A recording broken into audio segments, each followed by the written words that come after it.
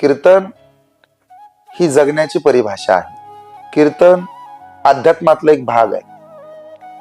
आत्मउद्धाराचं साधन कीर्तन आहे. मृदंग हे सुद्धा आत्मउद्धाराचं साधन आहे. हाच प्रश्न आपण एखाद्या मृदंगाचार्याला विचारला, जर तो वारकरी संप्रदायातला असेल तर त्याचं उत्तर हेच येईल की मला यात करिअर करायचं नाही, मला सेवा करायची. आजही आपण कीर्तन सेवा म्हणतो, पखावज सेवा म्हणतो. आपण सहज विचारतो आज कुठे सेवा आहे, उद्या कुठं सेवा आहे.